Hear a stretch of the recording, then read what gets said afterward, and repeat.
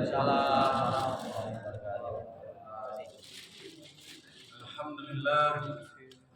alhamdulillahirabbil alamin. Shalatu wassalamu ala asyrofil anbiya'i wal mursalin wa ala alihi wa sahbihi ajmain. La ilaha illallah, asyhadu anna Muhammadan abduhu wa rasuluh. Allahumma shalli ala sayyidina Muhammad wa ala ali sayyidina Muhammad. Yang kami hormati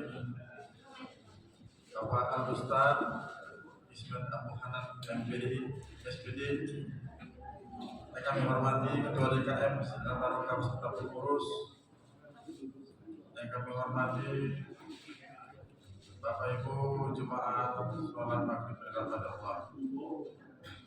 Puji dan syukur kita panjatkan kepada Allah Subhanahu wa taala karena berkat rahmat dan karunia pada hari ini kita dapat hadir di masjid kita ini dalam rangka melaksanakan kajian minggu malam yang akan diisi oleh Al-Ustaz Ismet Abu Hanan SPD.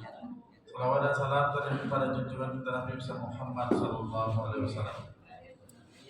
Bapak Ibu jemaah sekalian, marilah kita buka acara pada malam hari ini dengan sama-sama membacakan lafaz basmalah. Bismillahirrahmanirrahim.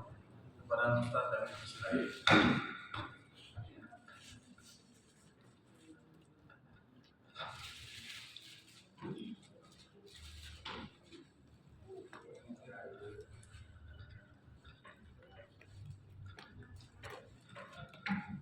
Bismillahirrahmanirrahim. Assalamualaikum warahmatullahi wabarakatuh.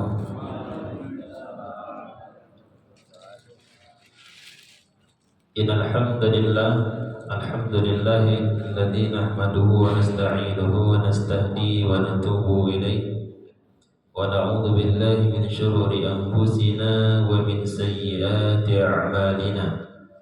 من يهد الله فهو المهتد ومن يضلل فلن تجد له وليا مرشدا. أشهد أن لا إله إلا الله وحده لا شريك له وأشهد أن محمدا عبده ورسوله لا نبي ولا رسول بعده وبعد. Terima kasih muslimin, sidang salat maghrib yang semoga diberkahi oleh Allah Subhanahu wa taala. Kita bersyukur kepada Allah Subhanahu wa taala berkat rahmat dan karunia yang Allah berikan kepada kita dan diberikan kesempatan dan kesehatan dan juga nikmat yang amat besar yang Allah berikan kepada kita, nikmatul iman wal Islam. Kemudian salawat dan salam semoga selalu tercurahkan kepada baginda suri teladan kita Habibullah Muhammadin sallallahu alaihi wasallam, pada keluarga beliau, sahabat-sahabat beliau, tabi'in, tabi'ut tabi'in, dan orang-orang senantiasa dan istiqamah menjalankan sunnah beliau hatta liqa'a rabbih. Terima kasih muslimin rahmani rahimakumullah.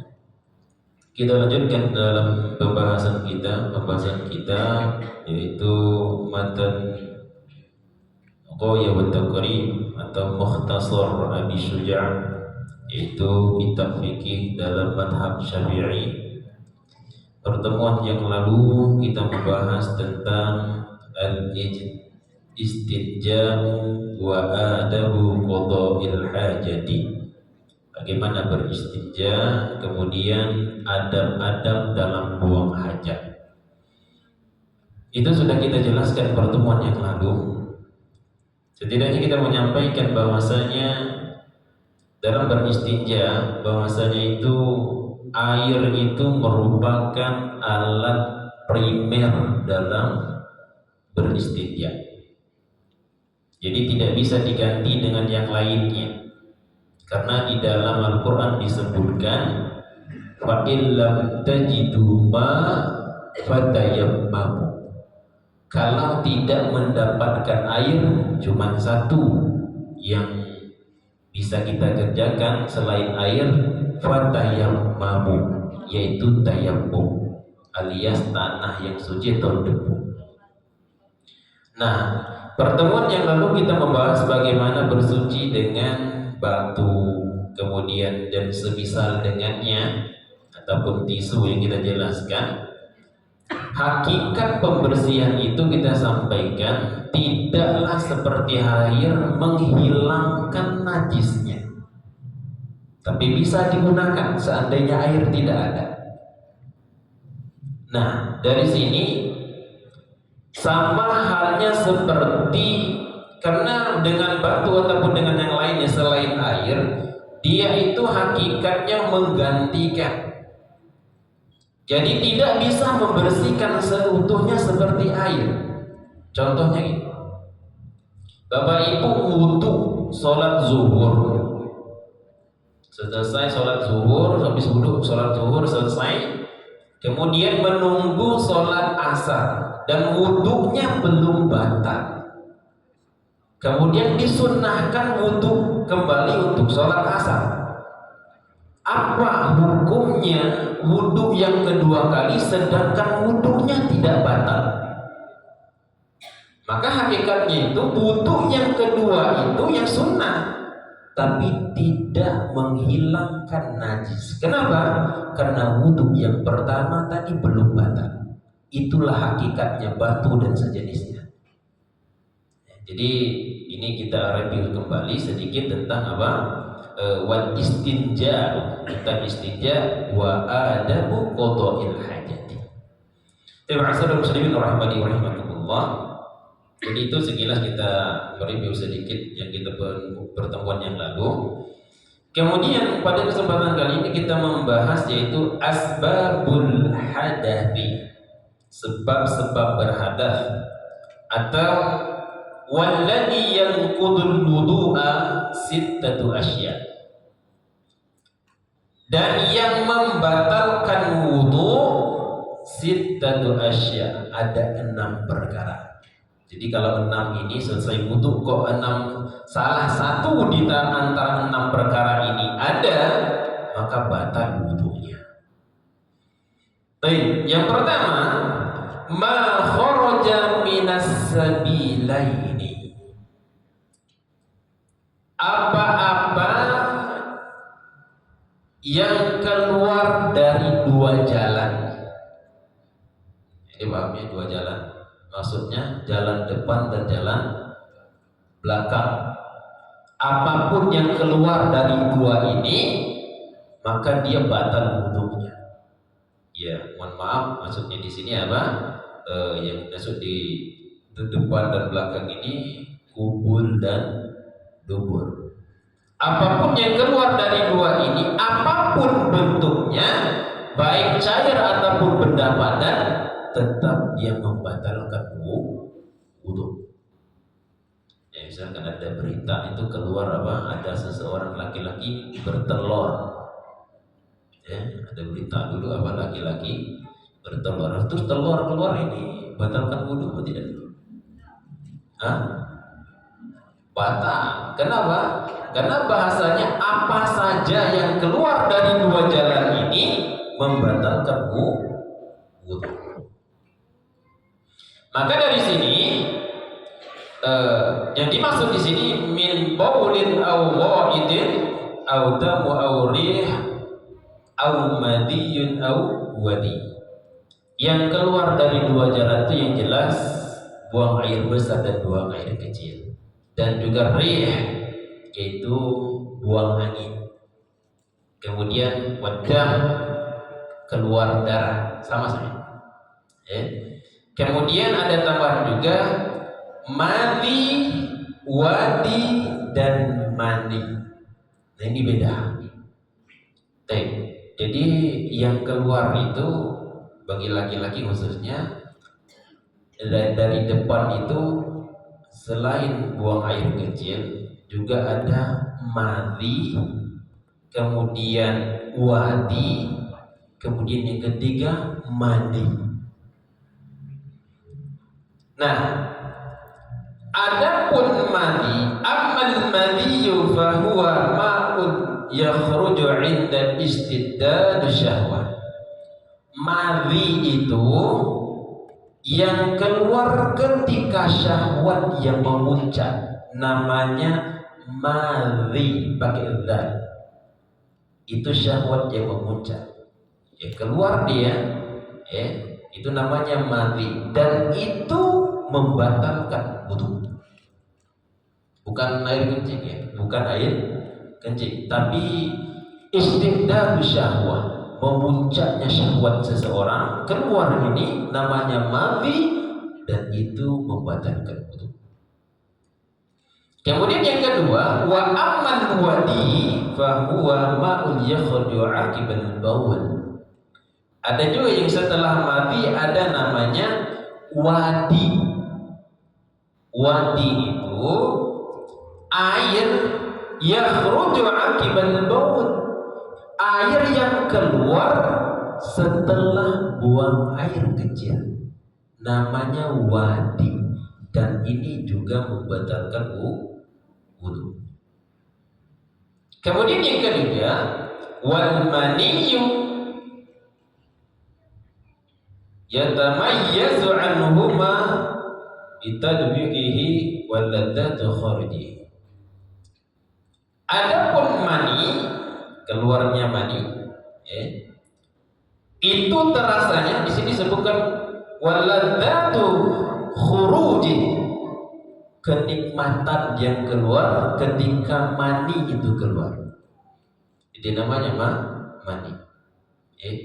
Wa kilahuma yanqudul wudu wa la yujibul ghusl fi man mani yujib.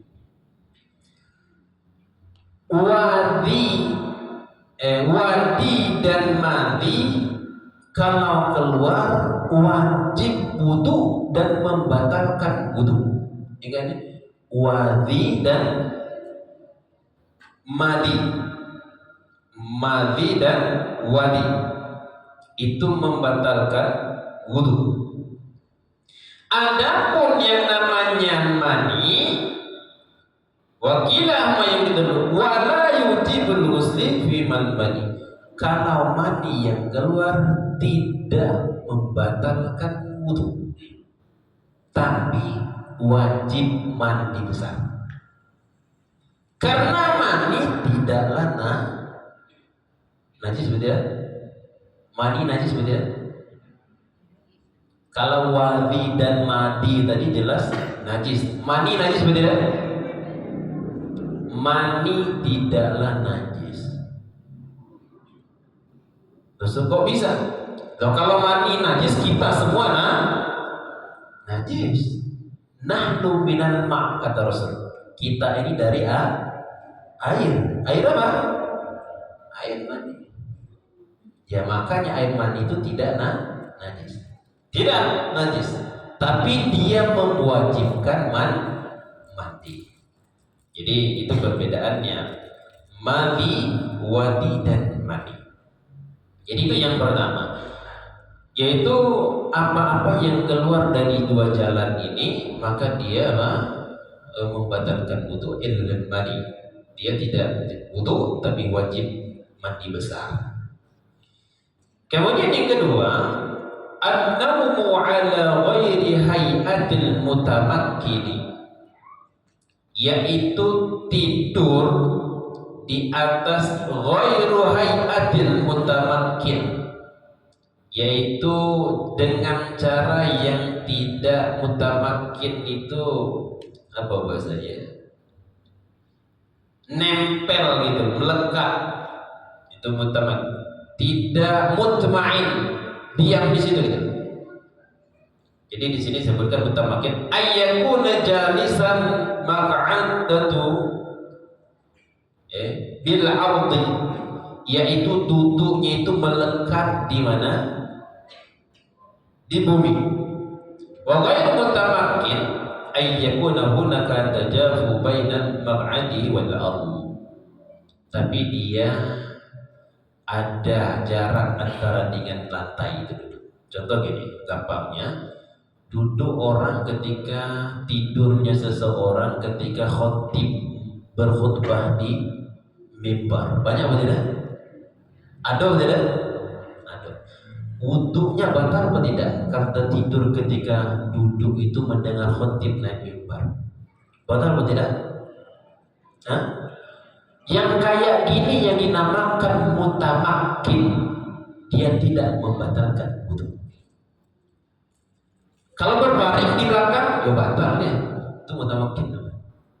Itu ghairu mutamakin. Ya, jadi duduknya dia itu kenapa? Apalagi dia istrinya mutamakin itu senyenyak-nyenyaknya orang tidur berdiri, tidur duduk, apa namanya, cakap orang samping kiri kanan itu masih terngiang di otak. Jadi itu namanya apa? Mutamakin. Belum nyenyak, tidak bisa nyenyak orang gitu. Beda halnya berbaring. Kalau dia berbaring, itu namanya ghairu mutamakin. Ya maka sudah hilang betul. Jadi itu dia kata. Kalau dia mau berwudu setelah itu boleh, ya silakan.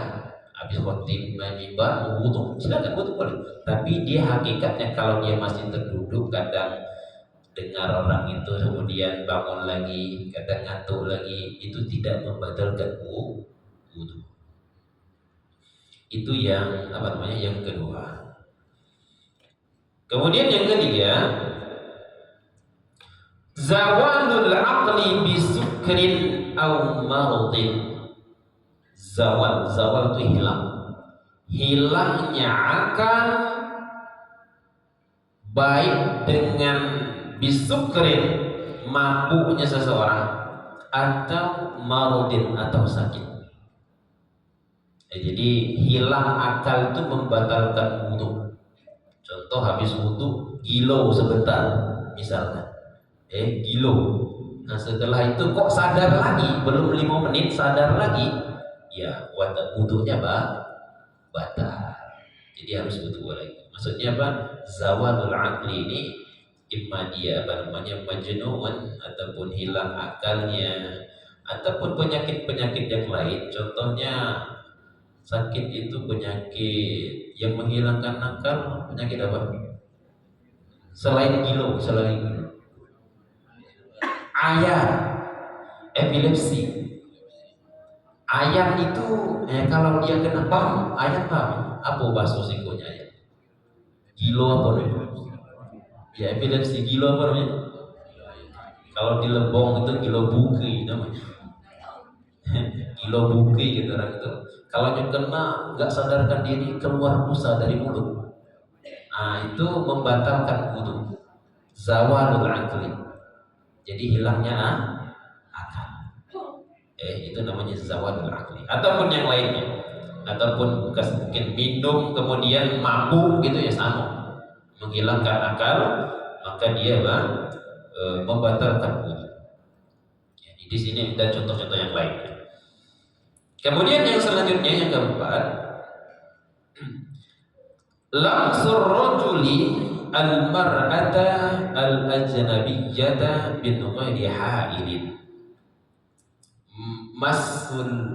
Lamsul rajuli, yaitu menyentuh seseorang laki-laki menyentuh perempuan ajnabiyah, yaitu perempuan asing yang bukan mahram. Perempuan asing yang bukan mahram. Min ghairi ha'ilin, tanpa ada pembatas, batal. Jadi bersentuhnya laki-laki dan perempuan yang asing yang bukan mahram tanpa sater ataupun bahasanya atau kaos tangan ataupun mukena, intinya tanpa hail, tak ada pembatas, maka itu membatalkan wudu. Tentunya di sini yang disebut ajnabiyah di sini yang akil, maksudnya sudah paham tentang syahwat. Adapun anak kecil, ya memang bukan mahram kita, tapi dia masih kecil tidak. Kalau anak kecil belum tidak membatalkan wudu. Jadi yang membatalkan wudu itu bersentuhnya laki-laki dan perempuan yang bukan mahram. Mahram itu siapa? Mahram itu siapa? Apa? Mahram itu ya. Mahram itu yang tidak boleh dinikahi. Itu mahram. Kalau mau lihat mahram itu di akhir juz 4, hurrimat alaikum ummahatukum wa banatukum, sampai akhir ayat yang panjang itu akhir dari juz 4 dari surah An-Nisa. Al-Imran. Di sini jadi yang dimaksud dengan mahram itu yang tidak boleh dinikahi. Itu mahram. Bagaimana yang menyentuh istri, batal atau tidak? Menyentuh istri batal atau tidak? Hah?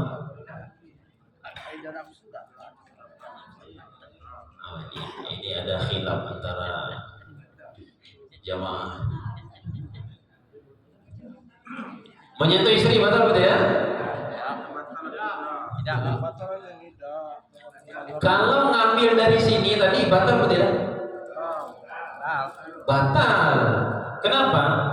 Mahram itu yang tidak boleh dinikahi atau haram untuk dinikahi. Hubungan darahnya ada, bertua, bersusuan, itu haram, tak boleh dinikahi. Dan seterusnya.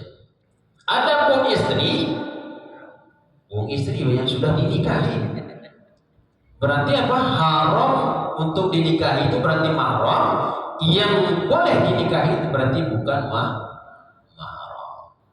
Maka dalam mazhab Syafi'i, khususnya kitab yang kita bahas, menyentuh istri membatalkan wudu. Dalam mazhab Syafi'i, karena kita bahas mazhab Syafi'i, kita nggak keluar kemana-mana. Loh kok bisa? Kok bisa? Nah, jadi istri itu, kalau disebutkan mahram, ya dia mahram, bahasanya mahram mahram sementara. Kalau sudah cerai sudah mahram atau tidak?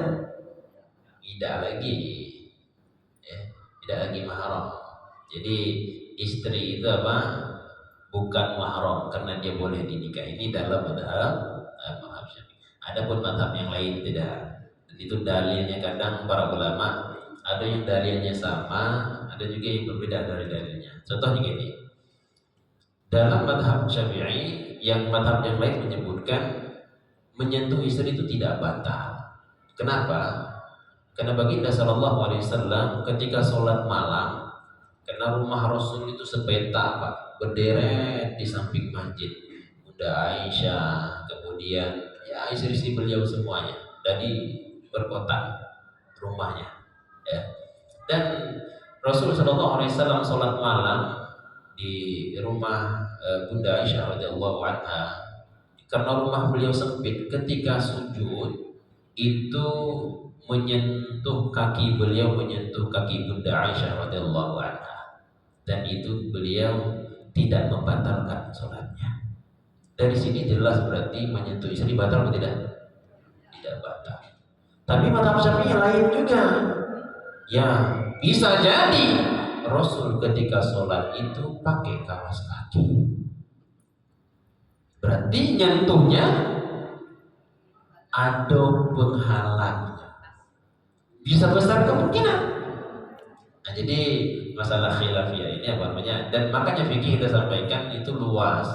Jadi yang kita sampaikan ini fokus dalam mazhab Syafi'iyah. Kalau dalam mazhab Syafi'i, perempuan, wanita ataupun istri itu disentuh apa? Membatalkan wudu. Namun mazhab yang lain tidak. Kemudian timbul juga masalah ketika orang haji dan umrah, ya kan? Kita mazhab Syafi'i khususnya. Lah haji dan umrah, perempuan laki-laki jadi satu berempetan. Nah terus gimana? Habis tawaf, iqomah. Lah tadi bersentuhan ya, bukan orang asing lagi, orang Arab dengan orang Ajam, orang Indonesia dengan orang Arab sentuhan misalkan. Batal atau tidak? Apa perlu pindah madhab? Ya udah lah. Kalau lagi umroh nih, pindah madhab aja. Lala Bali, mazhab Syafi'i lagi misalkan. Tidak perlu pindah mazhab, sebenarnya nggak perlu. Indar darurat, semua yang berdarurat itu maafu anhu, dia dimaafkan.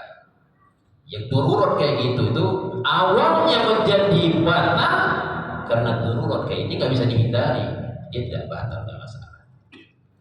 Tetap dalam mazhab Syafi'i, tapi apa tidak membatalkan wudhu. Nggak perlu, jangan nggak perlu keluar dari madhab, ya, dia tidak membatalkan karena itu darurat, nggak bisa dihindari seperti itu. Jadi makanya dalam fikih itu apa ya, contoh apa namanya, kadang itu ada hukumnya sunnah, kadang ada wajib, kadang juga ada haram gitu kan, ya, sesuai kondisi, ya, sesuai kondisi. Asal muslimin rahimahumullah. Kemudian yang selanjutnya kita lanjutkan yang kelima, wa masul farjil adami bi batinil kaffi. Yang membatalkan wudu yang kelima, masul farjil adami, yaitu menyentuh, mohon maaf sebelumnya, kemaluan anak Adam, laki-laki ataupun perempuan. Bi batinil kaffi, dengan batin itu dalam, bagian dalam telapak tangan. Ya, jadi menyentuh atau memegang kemaluan dengan telapak tangan, maka itu membatalkan wudu. Memegang. Kalau yang punggung tangan tidak, punggungnya aja, menyentuh, dia tidak membatalkan wudu. Kalau bagian dalam, itu yang bagian dalam itu yang putihnya, samping sini masuk dalam atau tidak? Antara apa? Samping sini masuk dalam atau tidak? Tidak. Jadi pinggir sini tidak termasuk, yang dalam itu sini. Kalau menyentuh itu baik, kalau ada bahasanya dalam bahasa Arab apa? Baik punyanya sendiri ataupun punya orang lain, tetap membatalkan wudu. Tetap membatalkan wudu. Lagi-lagi masalah ini juga khilaf, sama halnya dengan ajnabiyah tadi, yang bagian tentang istri tadi. Karena ada dalil menyebutkan bahwasanya menyentuh kemudian seseorang itu apa, dengan tangan itu, megang itu apa, membatalkan wudu. Nah, yang menjadi khilaf itu bagaimana dengan miliknya sendiri, apakah membatalkan wudu? Kalau disebutkan membatalkan wudu di sini, ya, dia tetap membatalkan wudu. Tapi ada hadis menyebutkan fa innahu bid'un minka. Kalau punyanya sendiri, itu miliknya sendiri, dia tidak membatalkan wudu. Sama halnya wong barang, ya sama aja menyentuh tangan, sama saja menyentuh yang lainnya. Karena itu bagian dari tubuhnya. Jadi ada khilaf antara kalau megang punya orang jelas batal. Yang menjadi persoalan apa? Punyanya sendiri. Ada yang menyebutkan batal, ada yang tidak. Jadi dikatakan mohon maaf, garu-garu gitu kan, ya itu kan ya memang keperluan, tapi bisa membatalkan. Itu dengan telapak tangan langsung tentunya. Nah, ini yang membatalkan wudu yang kelima. Kemudian yang terakhir, yang membatalkan wudu yang terakhir yaitu tentang mas halaqati duburihi adal jadi. Ini sebenarnya yang keenam ini tambahan, yaitu menyentuh halaqati duburi. Bahasanya dubur. Menyentuh itu juga membatalkan wudu. Tapi di sini sebutkan alal jadi. Ini perkataan baru, tapi hakikatnya sebelumnya da'adu dubur nih, tidak membatalkan, tapi ini tambahan baru, ada menyebutkan itu membatalkan wudu. Terima kasih rahimahullah. Jadi ini 6 hal yang membatalkan wudu, mulai dari keluarnya sesuatu dari 2 jalan, kemudian tidurnya dengan cara yang ghairu mutamakkin, itu tidak mutamakkin, kemudian Yang selanjutnya zawadul aql, yaitu hilangnya apa? Akal apapun bentuknya. Kemudian selanjutnya lamsur rajul al-mar'ah al-janabiyah, menyentuhnya kulit laki-laki dan perempuan tanpa ada halangan, itu yang bukan mahram. Kemudian menyentuh kemaluan anak Adam dengan telapak tangannya, baik punyanya sendiri ataupun yang orang lain.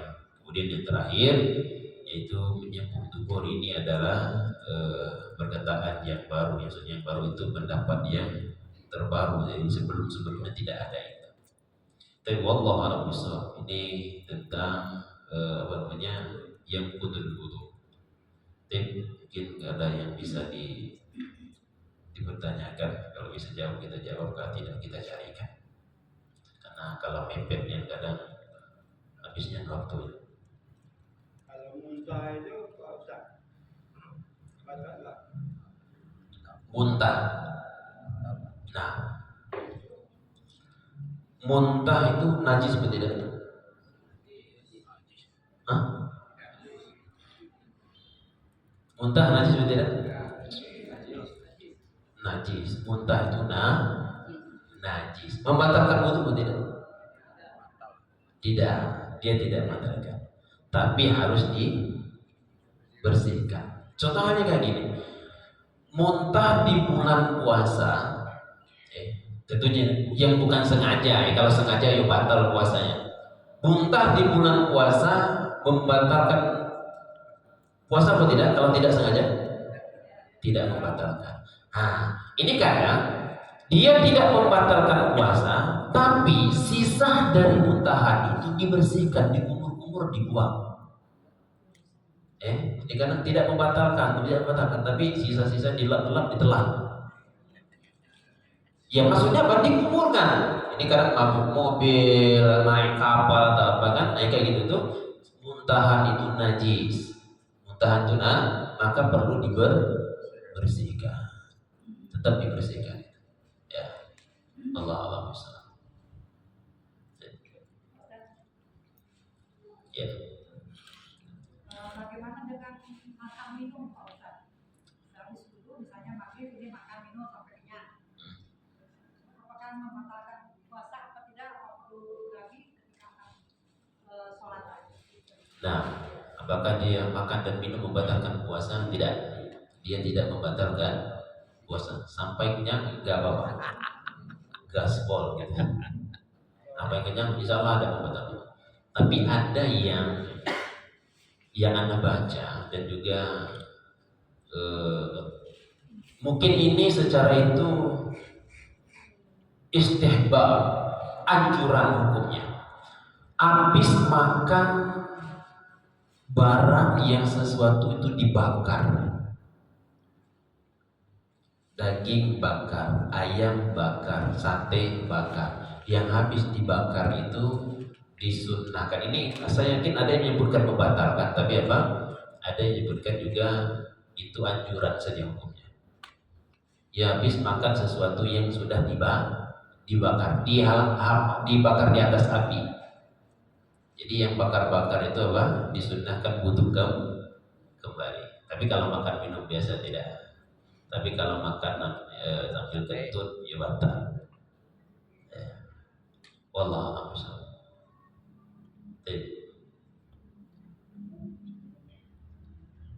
Coba ada lagi. Kalau tidak kita lanjutkan sedikit kalau nggak ada. Nggak ada?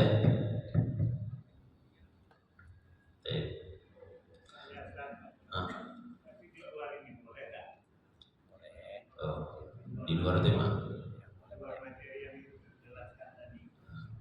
Menyimpang ya? Oh enggak. Kalau penyimpangan tidak dibenarkan. Baik, apa? Kalau anak durhaka itu sering dibicarakan, jadi itu dosa. Nah sekarang kalau orang tua, ada nggak orang tua yang durhaka yang tidak mengurus anaknya? Ada. Banyak sekali itu kejadian. Apalagi pertama sudah di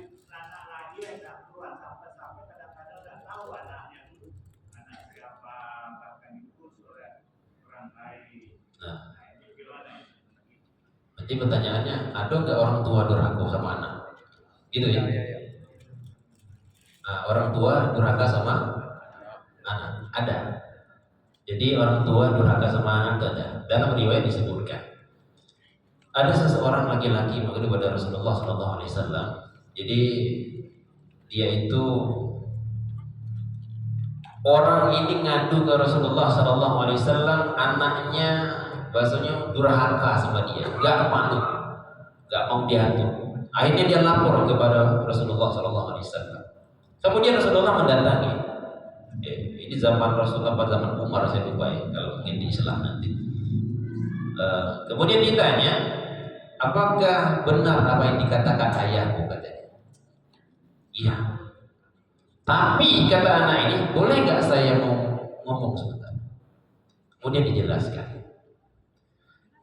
Dijelaskan anak ini bahwasanya setelah dijelaskan haknya anak, yang pertama diberikan nama yang baik, kemudian diberi pendidikan yang baik, kemudian dididik dengan baik, semuanya diberikan. Kata anak ini, semua yang kau sampaikan tadi enggak ada di diriku. Namaku diberikan ayahku serangga. Kemudian jelas panjang lebar semuanya ternyata terbantahkan. Apa kata Rasulullah SAW? Kata Umar atau disalahkan, engkau durhaka duluan sama anak. Berarti apa? Haknya anak nggak diberikan, berarti apa? Orang tuanya durhaka duluan sama anaknya. Walaupun di Al-Quranul Karim yang disebutkan rata-rata itu apa? Wabir walidaini ihsana. Memang orang tua yang durhaka sama anak. Tapi dengan itu hak dia tentunya apa? Ada hak anak dengan orang tuanya. Ya, itu durhaka namanya, karena hak-haknya dia tidak didapatkan. Nama yang baik, pendidikan yang baik, ibu yang baik. Kata orang ini, ibu saya nyu panggil budak pinggir jalan nyu jadikan istri. Gimana udah baik? Nama saya pun tidak diberikan nama yang baik, serangga. Gimana udah baik? Mana hak saya? Maka itu disebutkan durhaka. Ya tentunya berdosa dengan hal itu, dengan apa? Anak juga dengan orang tua tentu dengan ihtiram, dan orang tua juga punya yang memberikan ke anak yang terbaik. Wallahu a'lam bishawab.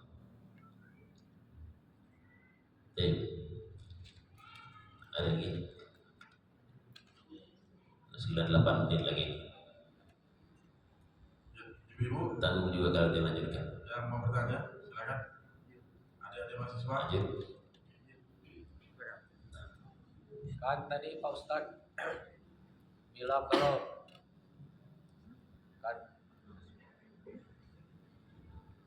kan tadi Pak Ustadz bilang kalau orang hilang kesadaran batal. Kalau misal orang itu pikun, macam mana Pak Ustadz? Nah, pikun apakah menghilangkan, membatalkan wudu? Membatalkan wudu tidak? Pikun ini penyakit apa? Lupa? Apa sebentar? Ya. Jadi gini, la yukallifullahu nafsan illa wus'aha. Jadi Allah itu tidak akan membebani seseorang di luar kebatasan syariat ini, tidak dibebani kepadanya. Jadi orang-orang yang seperti itu tuh mudah-mudahan dia dia dimaafkan oleh Allah. Termasuk orang yang lemah, yang tidak ingin dia seperti itu. Contoh siapa? Ya epilepsi, kemudian Down syndrome. Ini pengen nggak mereka seperti itu? Tidak ada yang pengen seperti itu.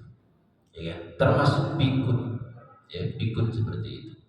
Ya, pikun seperti itu tuh ya ini sudah penyakit orang tua udah bawaan. Ya, kalau dulu datu dulu itu habis sholat tuh pengen sholat lagi, habis sholat pengen sholat lagi, belum sholat itu dia. Ya, itu biarkan aja sholat.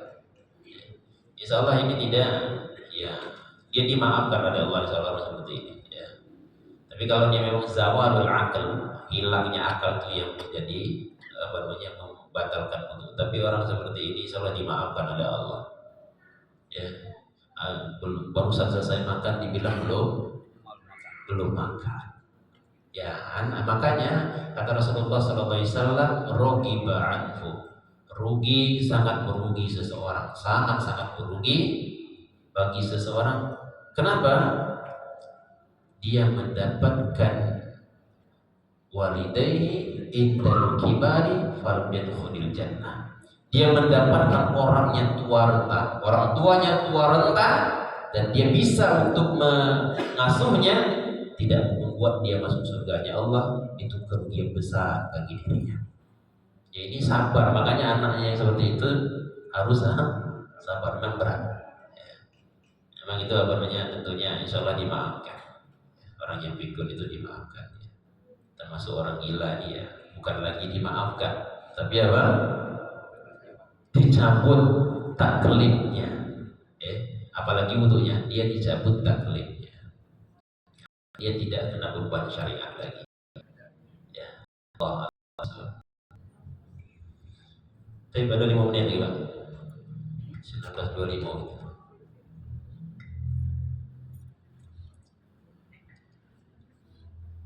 Yang mau bertanya, silakan. Saya beralih. Adik-adik mahasiswa yang perempuan.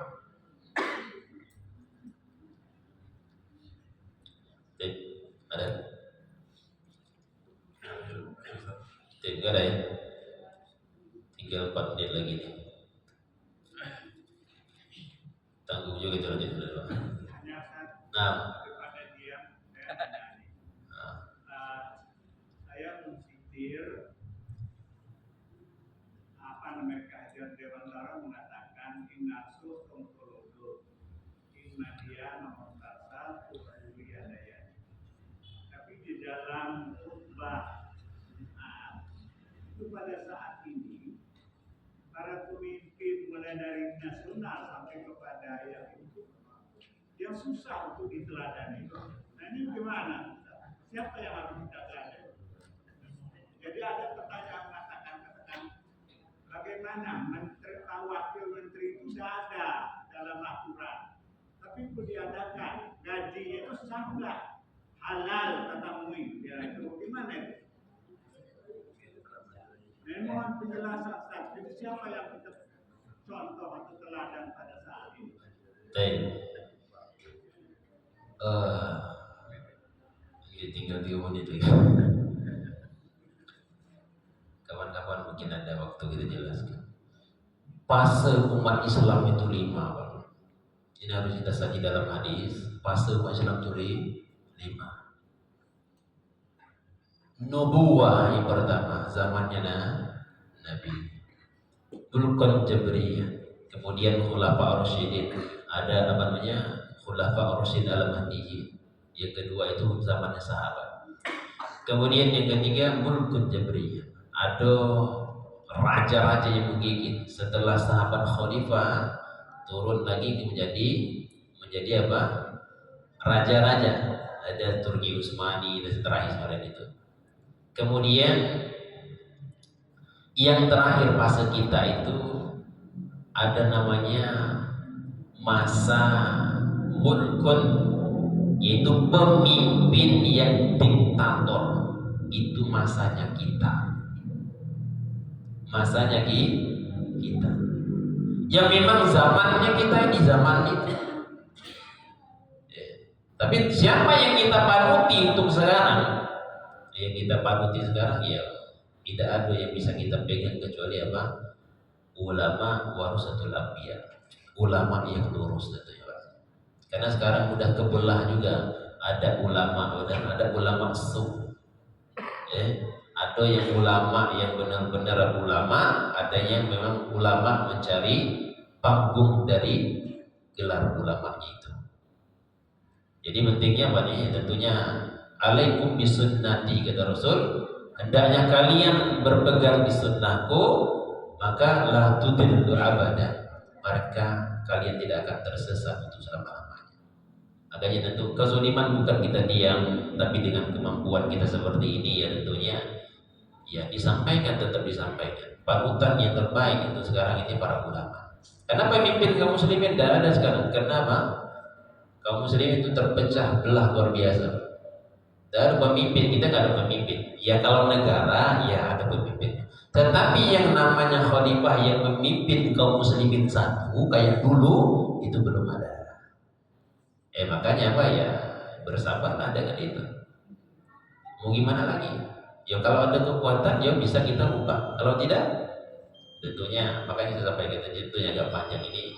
Ya, ala kulli hal kita tentunya bersyukur dengan keamanan kita sekarang ya, dan juga tentunya kita tetap mendakwahkan tentang amal ma'ruf nahi munkarnya. Ulama yang harus kita pegang yang lurus pada zaman sekarang. Wallahu a'lam bishawab. Cukup dengan hal terjadi. Subhanallah wa bihamdika, asyhadu an la ilaha illa anta, astaghfiruka wa atubu ilaik. Assalamualaikum warahmatullahi wabarakatuh. Waalaikumsalam warahmatullahi wabarakatuh. Ya, Bapak Ibu, kita sama-sama jaga nafas. Alhamdulillahirabbil alamin. Wabillahi taufiq wal hidayah. Wassalamualaikum warahmatullahi wabarakatuh.